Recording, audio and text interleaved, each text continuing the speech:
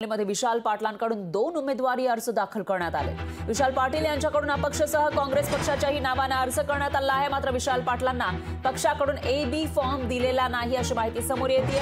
त्यामुळे आता विशाल पाटील यांनी काँग्रेसच्या नावाने जो अर्ज भरलेला आहे तो कसा भरला असा सवाल या ठिकाणी उपस्थित होतोय। तर सांगलीमध्ये विशाल पाटील हे बंडखोरीच्या तयारी दिसून येत आहेत। फक्त त्यांनी तयारीच केलेली नाहीये तर ऍक्शन सुद्धा घेतलेली आहे। त्यांनी उमेदवारी अर्ज दाखल केले आहे। एक उमेदवारी अर्ज अपक्ष म्हणून भरलाय तर दुसरा काँग्रेसच्या नावाने भरलेला आहे।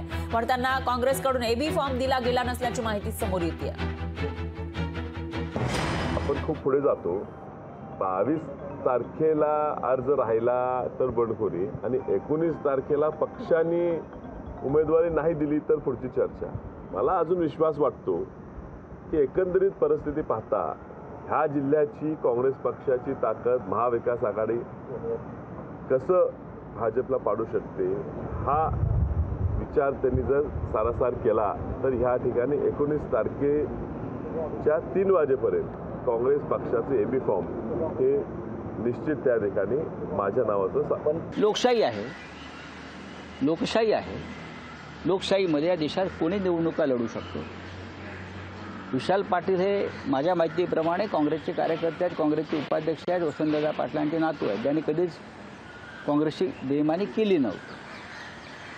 उमेदवारी हा वेगळा विषय आणि मला असं वाटतं की ती जी परंपरा आहे काँग्रेसची त्या परंपरेला तोडून ते कुठे काही वेगळी भूमिका घेणार नाही। विशाल पाटील हे एक चांगले कार्यकर्ते आहेत। नक्कीच आम्ही त्यांच्याशी परत संवाद साधण्याचा प्रयत्न करू। AB फॉर्म तर बिलकुल दिलेला नाही ही वस्तुस्थिती आहे। हे खरं आहे की आमची सेंट्रल इलेक्शन कमिटी जी असते स्वतः सोनियाजी ज्यामध्ये बसतात त्यामध्ये आम्ही विशालचं नाव हे त्यामध्ये मान्य करून घेतलेलं होतं। कारण आम्हाला अपेक्षा होती की आम्हालाच ती जागा दिली जाईल आणि नॅचरली दिली जाईल, म्हणजे सहजतेनं मिळेल असं वाटत होतं। दुर्दैवानं तसं घडलं नाही, परंतु AB फॉर्म मात्र त्यांनी बिलकुल दिलेला नाही।